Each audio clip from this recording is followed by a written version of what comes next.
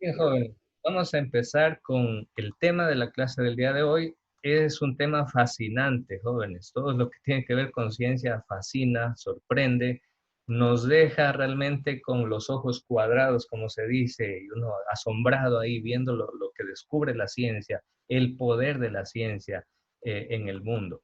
Entonces, bueno, para ponernos en contexto un poquito, voy a compartirles un video. Es lamentable este video, es triste. Estoy seguro que ustedes lo vieron el día de ayer, que es lo que sucedió en una lejana nación que se llama Líbano, su capital Beirut. Bueno, entonces observamos este video, jóvenes, por favor, observe el video y a partir de esta experiencia vamos a iniciar el tema de hoy. Observen la forma que tiene la explosión. ¿A qué se parece? Miren, miren ahí la explosión.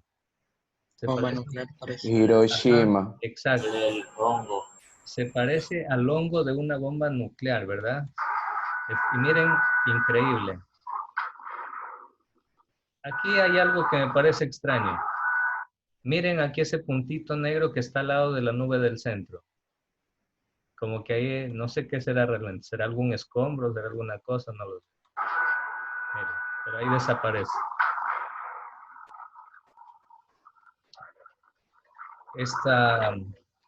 Esta triste situación ocurrió, jóvenes, el día de ayer en Beirut. Está de luto el mundo, está de luto Líbano por esta situación. Hay videos en donde personas salen volando, profesor, mientras están grabando. Yo no me enteré de eso, no sé qué es. Yo, profe, lo siento, pero yo no sé, porque no vi la noticia. En las noticias salieron en la noche. Ya, le explico, le explico. En el estado de Chamorro se ve cómo explota. En Beirut, que es la capital del Líbano, sucedió una explosión gigantesca en un almacén donde al parecer tenían guardados explosivos y un explosivo muy potente, si no me equivoco, era nitrato de amonio, según lo que dicen las primeras versiones, pero en toneladas. O sea, no era una pizca ahí nomás, sino que eran toneladas y toneladas de explosivos. Y lo peor de esto, jóvenes, es que primero se armó una trampa para esto. Porque miren, hasta este momento la explosión todavía, digamos, más o menos controlable. Así estuvo al inicio como por 10 minutos la explosión. Obviamente en 10 minutos llegan ambulancias, llegan bomberos, paramédicos, rescatistas, militares, a hacer un cerco al lado de la explosión, que la gente desaloje el lugar, ¿sí o no? En 10 minutos. Pero mire qué es lo que pasa 10 minutos después. Mire. Y por eso yo soy escéptico en el sentido de que las noticias, bueno, hasta la mañana informaron que eran 100 muertos y 4.000 heridos. Yo soy escéptico con ese dato todavía y ojalá me equivoque, pero estoy seguro que con el pasar de las horas y los días, esa cantidad de fallecidos y de heridos va a aumentar, porque la onda expansiva de esta explosión se dice que se llegó a escuchar incluso a 40 kilómetros de distancia de ese lugar, se escuchó el boom de la explosión. Y la onda expansiva es lo que arrasó realmente todo este lugar. De hecho, aquí quiero mostrarles, ¿pueden ver esta foto de satélite? Sí. Ya, miren, en la foto de la parte superior, así era la ciudad normalmente. Bueno, esta es del 2019 la foto de un satélite ruso, pero pues así era como se veía la ciudad de Beirut antes de la explosión. Miren la foto de abajo, en cambio. Es como que si le hubieran pasado una escoba y hubieran barrido toda esa parte donde fue el punto central de la explosión. Miren cómo está, como si fuera solo una planicie. Aquí en esta parte no se distinguen ya casas, ni bodegas, ni edificios, como que ha quedado solo la sombra donde hubo ese... No tierra. Todo de arriba se ven unos edificios grandotes también. Creo que en la esquina de abajo también. Entonces, yo lo que quiero con esto es de que ustedes alcancen a dimensionar el poder de este tipo de explosiones, ¿no? Pero bueno, como ustedes lo dijeron muy bien al inicio, esto nos recuerda a algo que la humanidad logró crear con un poder increíble de muerte. Muchos decían la bomba más poderosa que los militares han creado en el planeta fue la de Hiroshima y Nagasaki. Mentira. Lamentablemente, se creó una bomba 3.800 veces más fuerte que las de Hiroshima y Nagasaki. La creó la Unión Soviética y se llamaba la bomba SAR o también llamada bomba de hidrógeno. Tiene un nombre en clave también, AN609 creo que era, no recuerdo bien el código. Vamos a ver lo que pasa. Escuchen por favor y miren el video. Las armas nucleares de hoy son extremadamente potentes, pero ninguna se puede comparar con la bomba Tsar de la Unión Soviética. La bomba Tsar o AN602, su nombre oficial, fue y aún es la más poderosa de la historia. La Unión Soviética ideó, diseñó, construyó y detonó esta bomba de hidrógeno en plena Guerra Fría, cuando la carrera armamentística estuvo a punto de acabar con la humanidad. Él es Nikita Khrushchev, el líder de la Unión Soviética.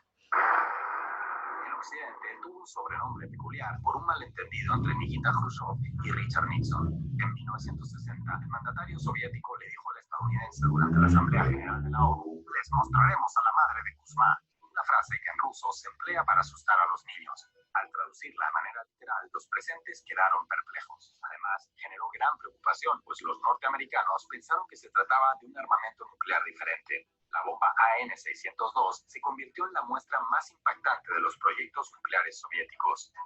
¿Cómo creó la Unión Soviética este monstruo nuclear 3.800 veces más potente que Little Boy, la bomba que Estados Unidos lanzó en Hiroshima?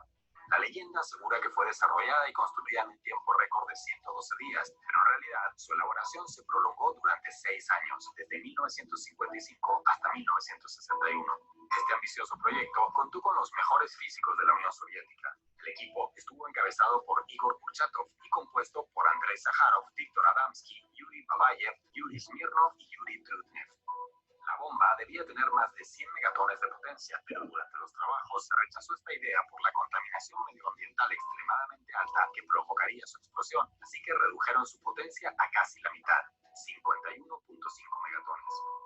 Мы говорили, что мы имеем бомбу 100 миллионов, это верно, я подтверждаю, но 100-миллионную бомбу мы взрывать не будем, потому что нужно и себе окна побить. Поэтому El 17 de octubre de 1961, Khrushchev informó de modo oficial sobre la prueba del arma más destructiva del planeta en el 22º Congreso del Partido Comunista de la Unión Soviética. La detonación de la bomba Tsar se produjo el 30 de octubre de 1961. El bombardero estratégico T-125, modificado especialmente para este propósito, la lanzó desde 10.500 metros de altura sobre un sitio de pruebas en el archipiélago Novaya Zemlya. бомба приближается к точке взрыва. Высота 4000 метров. Осталось 3 секунды. 0.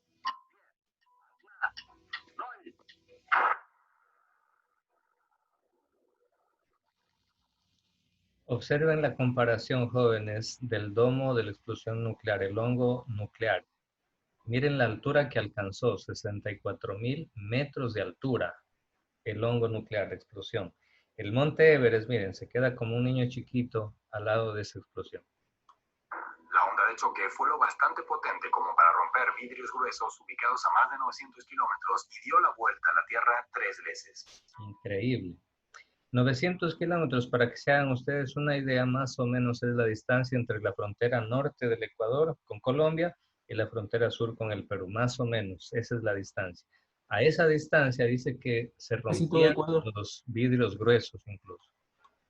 La bomba Tsar no se diseñó como un arma propiamente, sino como un proyecto diseñado para presionar a los estadounidenses. Son armas estratégicas. Fue una de las razones que propiciaron el acercamiento entre Washington y Moscú a la hora de restringir las pruebas nucleares. El 5 de agosto de 1963, menos de 2 años después de la detonación de Tsar, la Unión Soviética y Estados Unidos firmaron el Tratado de Prohibición Parcial de los Ensayos, que limitó la prueba de armamento nuclear en la atmósfera, el espacio y bajo el mar. Bien, ahí tenemos. Imagínense todo lo que el ser humano es capaz de crear, ¿no? Entonces, a ver, le pregunto a Caterine Sánchez. Caterine, según su criterio, su opinión, ¿qué papel cumple la investigación científica en la producción de este tipo de armamento, de estos descubrimientos que son capaces de cambiar la humanidad para siempre? ¿Cumple algún papel importante la investigación científica o no? ¿No se necesita investigación científica para hacer esto? ¿Qué dice usted? Yo digo que sí, porque es muy importante tener como que una estructura de lo que se está realizando. y también tener fuentes importantes para que eso no sea algo solo por simples opiniones y todo eso, sino algo que se puedan envasar.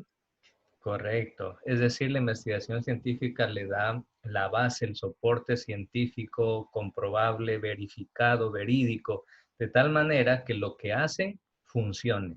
Y sí que les funcionó en crear estas bombas tan destructivas. Yo no me imagino, jóvenes, si con una bomba que era 3.800 veces inferior a la bomba SAR de la Unión Soviética, con una sola bomba Estados Unidos mató 80.000 personas. ¿Qué hubiera pasado si la bomba SAR, la Unión Soviética, la hubiera hecho explosionar sobre la ciudad de Nueva York, por ejemplo? O sea, es inimaginable el poder destructivo que tiene la humanidad. Y les cuento, jóvenes, como dijo la señorita Caterine muy bien, que la investigación científica está a la base de todos estos procesos históricos, científicos y estos logros de la humanidad. Obviamente, jóvenes, los descubrimientos científicos, el ser humano puede usarlos para bien o puede usarlos para mal y crear estas terribles armas. Bueno, ustedes van a decir, profe, ¿y cómo comenzó todo esto? ¿Cuál es la base científica que está de fundamento de la creación de estas bombas? Pues bueno, jóvenes, todo comenzó con el estudio de la luz. Los científicos comenzaron a preguntarse, ¿qué es la luz? Todos los días amanece y la luz hace a un lado las tinieblas y el día se ilumina, enciendo fuego y hay luz, enciendo una lámpara y luz, pero ¿qué es la luz? Yo no puedo coger, agarrar una libra de luz y decir, ve, esto es una luz, una libra de luz, voy a metérmela al bolsillo. No puedo hacer eso. Ya se conocía también que la luz viajaba a una velocidad más o menos de 300.000 kilómetros por segundo. Y usted decía, pero ¿cómo? O sea, ¿qué mismo es la luz para que viaje a esa velocidad? ¿Quién la empuja? ¿Quién la impulsa para que la luz pueda transportarse a esa velocidad por el espacio? Entonces, esto les asombraba a los científicos, de ahí nace la ciencia, el conocimiento, joven. Ojalá que esta clase en muchos de ustedes despierte esa curiosidad científica. Quizá no solo por estos temas, porque se puede hacer ciencia, jóvenes, en la medicina, en la ingeniería, en la física, como aquí vemos, en la mecánica, en la agricultura, en todo se puede hacer y generar ciencia. Pero bueno, pues jóvenes, así comenzó el desarrollo y las bases teóricas, la física teórica que está detrás de todo esto. Todo comenzó con el estudio del efecto fotoeléctrico, que Heinrich Hertz comenzó a preguntarse lo siguiente: ¿por qué cuando yo caliento, cuando un metal se calienta, emana a su vez alrededor suyo calor? O si yo apunto un rayo de luz sobre un metal, el metal comienza a calentarse y después yo siento el calor que produce ese metal, como cuando usted enciende el horno. La llama del horno está debajo, en la base probablemente del horno, dependiendo del tipo de horno. Generalmente está en la base la llama y comienza a calentar. Usted enciende eso, usted vuelve después de 1 o 2 minutos y ya de lejos siente el calor de ese horno. Y mientras más se acerca, es peor, hasta tal punto que si se acerca demasiado o lo toca, que es peor, pues se quema, se hace daño.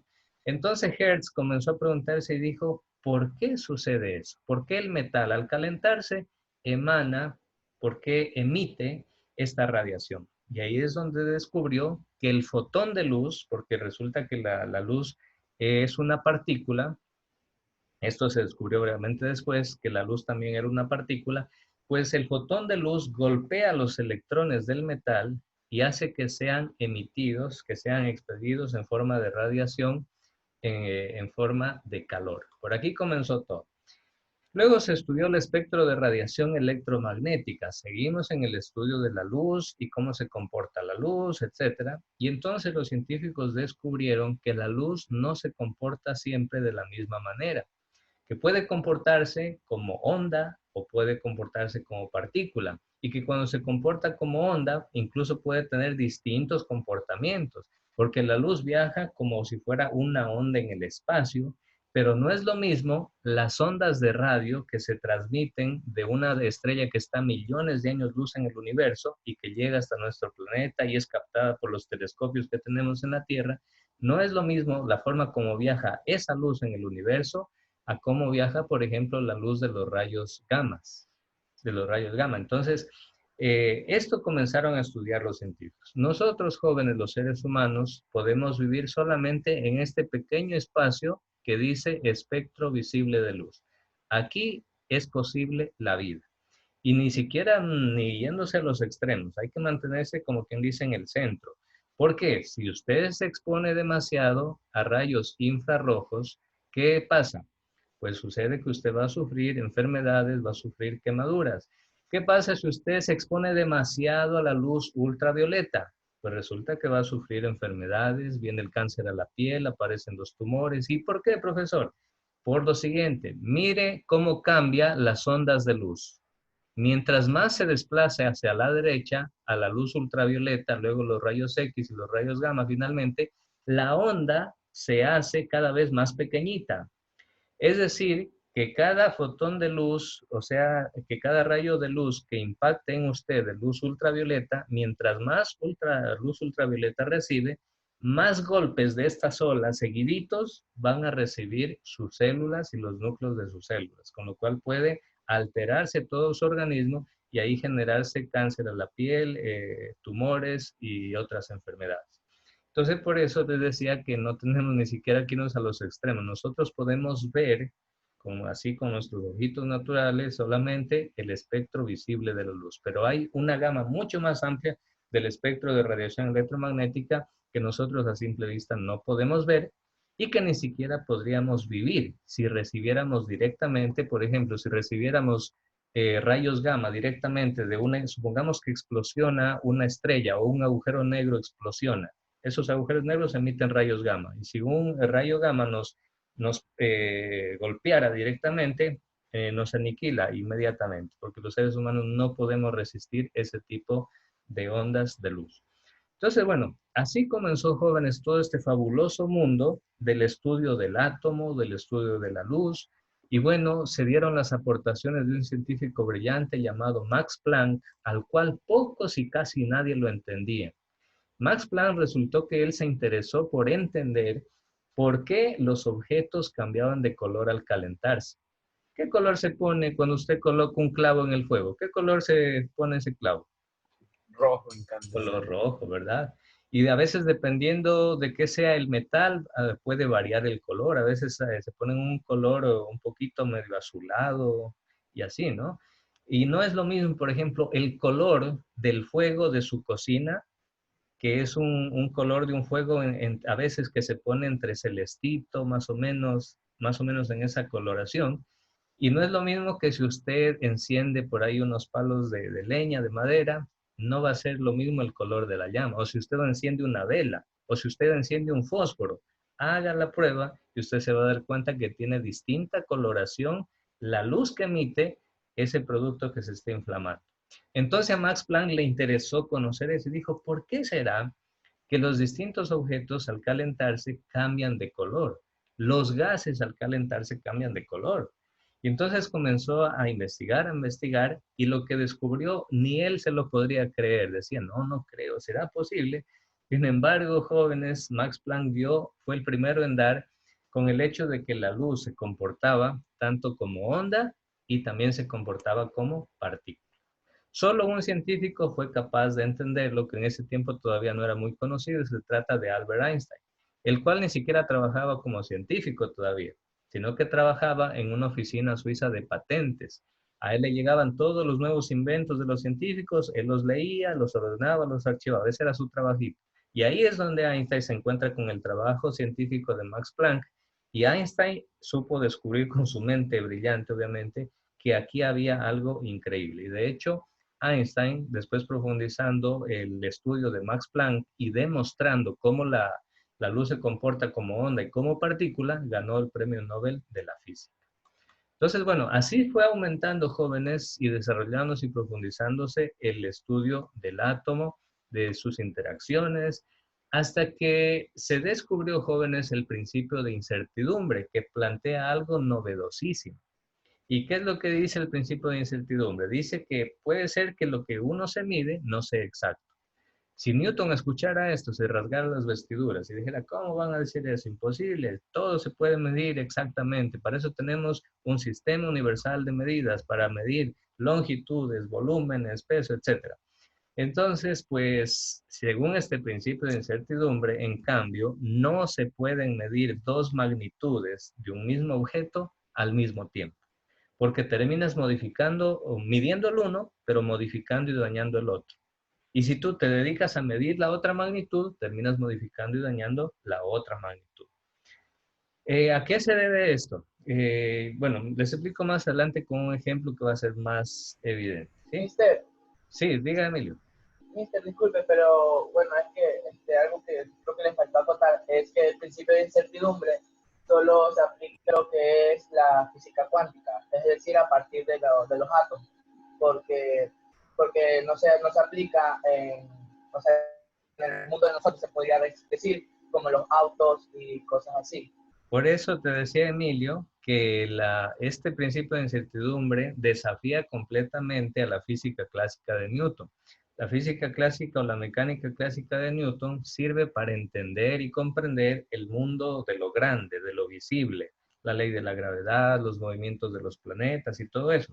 Pero esas leyes a nivel subatómico, a nivel cuántico, a ese nivel microscópico ya no funcionan.